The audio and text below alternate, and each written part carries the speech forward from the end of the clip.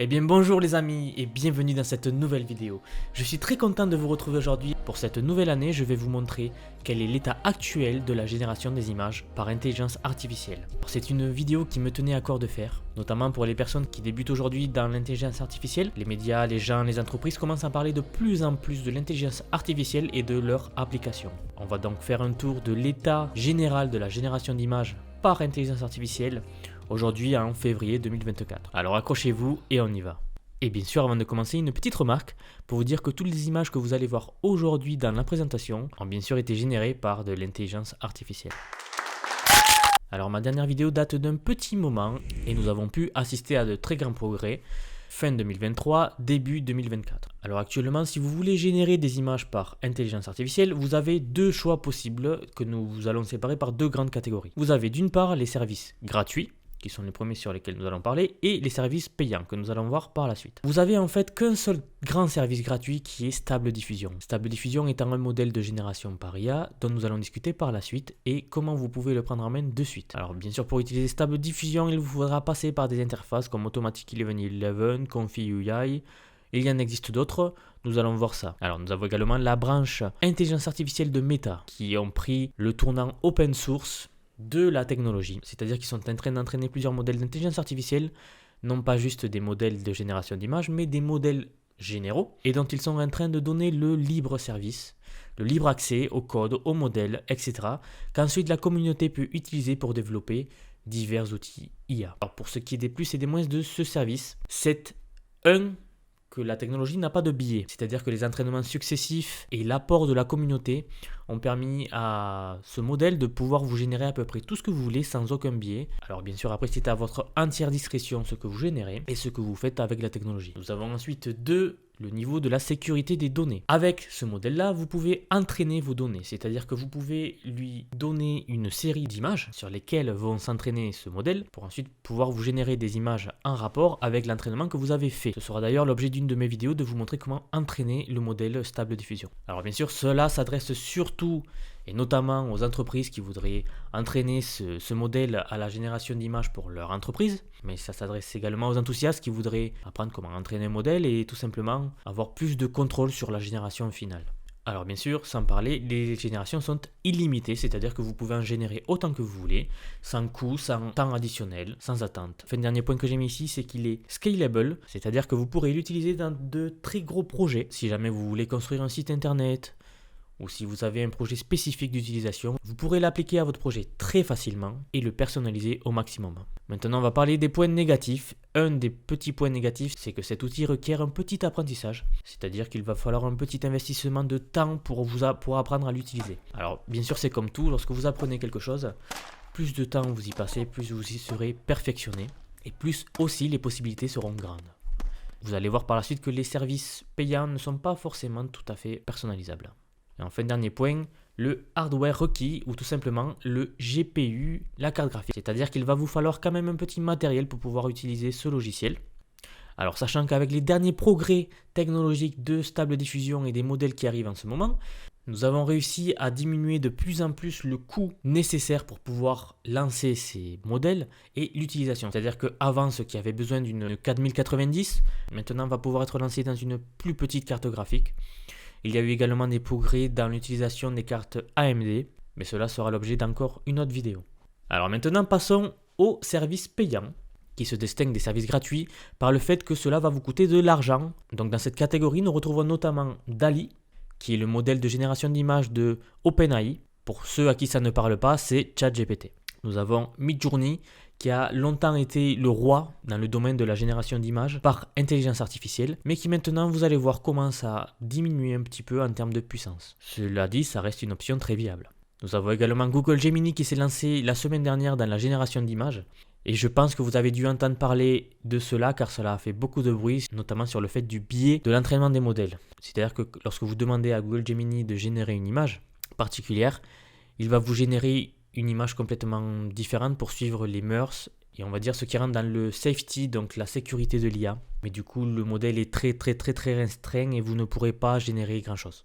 Alors bien sûr, qui dit facile à prendre en main dit que vous ne pourrez pas forcément avoir une très grande liberté dans la génération de vos images. Alors nous avons ensuite pas de hardware requis, c'est-à-dire que vous pouvez sur n'importe quel PC ou même sur votre portable lancer cela. Encore une fois, cela se passe sur les serveurs des entreprises qui vous louent leurs services. Pour les côtés négatifs, nous avons donc le coût, la sécurité de vos données. Donc non seulement vous ne pourrez pas entraîner de LoRa ni entraîner de modèles spécifiques sur des images que vous auriez, mais c'est-à-dire que là, vous donnez à des entreprises des données qui seront ensuite utilisées pour la génération de vos images.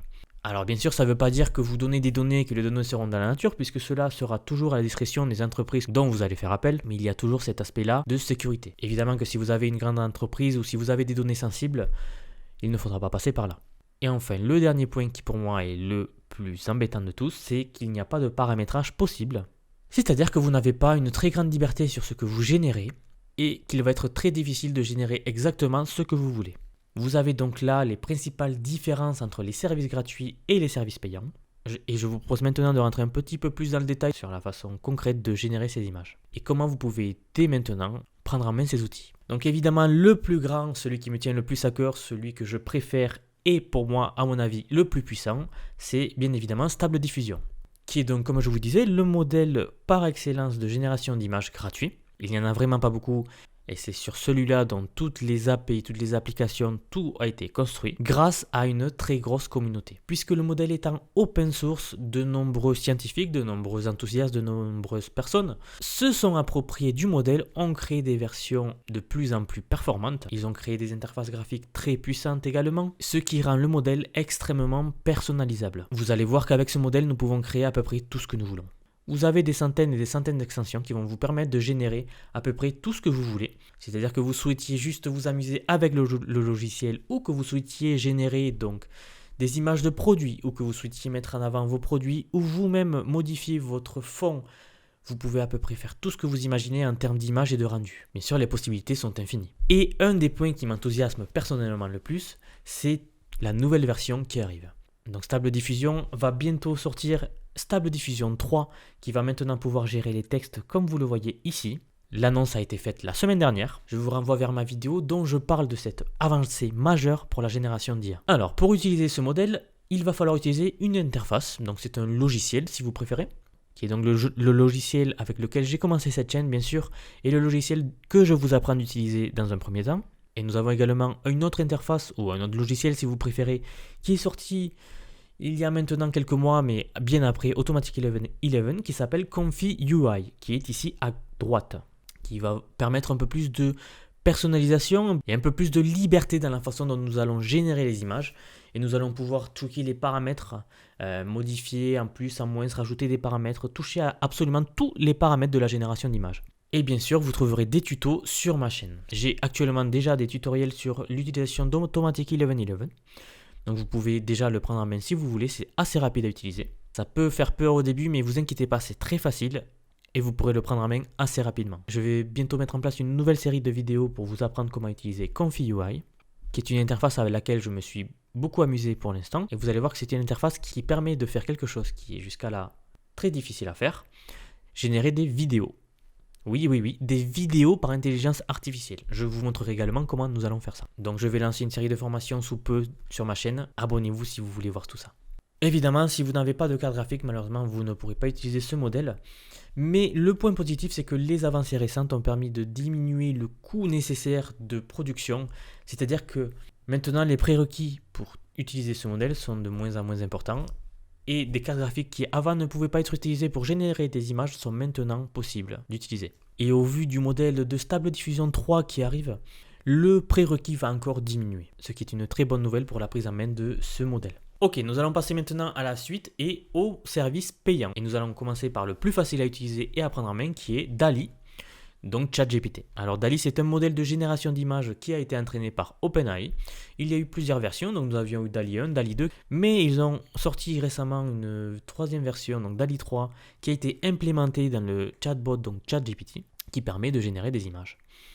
Le point positif, comme je disais, c'est que c'est très facile à utiliser. Par contre, vous avez peu de contrôle, donc vous allez voir que vous pouvez toujours raffiner l'image, essayer de guider le modèle, mais ça va être assez difficile d'obtenir exactement ce que vous voulez. Alors si vous n'avez pas de but précis en tête, ce modèle est très bien à utiliser. Par contre, vous allez voir que dès que vous voudrez rentrer un peu plus dans les détails et avoir des générations plus précises, ça va commencer à être difficile.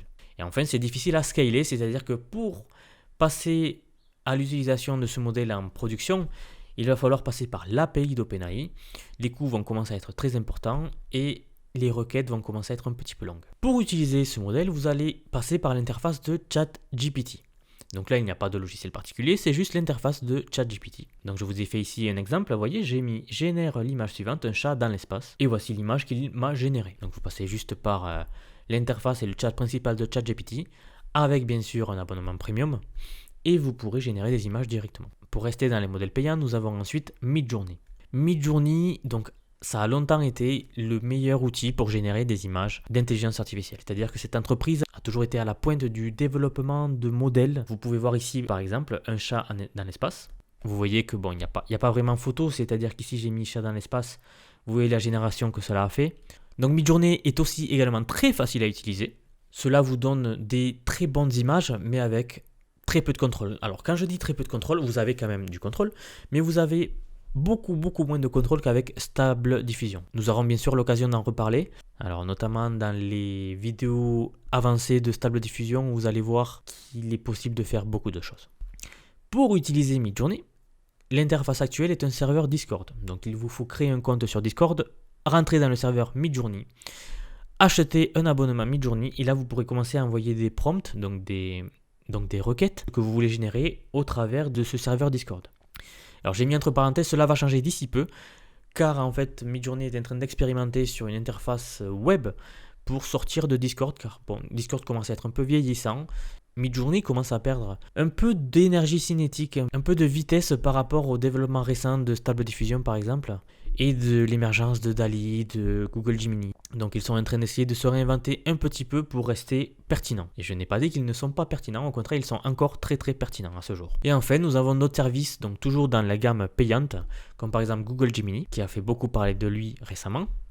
Nous avons Picalabs, qui permet notamment de faire des vidéos, qui est aujourd'hui la meilleure manière de générer des vidéos par intelligence artificielle. Alors voici un exemple de ce qui est possible avec Picalabs aujourd'hui. Voilà, il vous faudra passer via leur interface et leur site. Et enfin une petite remarque, il y a très nombreux sites qui proposent de générer des images. Il y a également de très nombreuses applications. Je suis sûr que vous avez vu passer des annonces sur les réseaux sociaux ou n'importe où d'applications. Je vous ai donc dressé l'état général de la génération d'images aujourd'hui en 2024, en février 2024. Et je tiens à vous remercier pour le soutien et pour les récents 1500 abonnés. Bien sûr, vous pouvez dès à présent commencer à utiliser Stable Diffusion en regardant mes vidéos sur ma chaîne, notamment les installations et les premiers pas. Je vous montre également de petites techniques à droite à gauche et de cas d'utilisation de cette technologie. Vous pouvez également commencer à explorer ChatGPT, Midjourney pour les plus impatients. Mais sinon, sachez que de nombreuses vidéos arrivent dans ma chaîne. Voilà, donc si cette présentation vous a plu, n'hésitez pas à liker la vidéo, à vous abonner et je vous dis à la prochaine.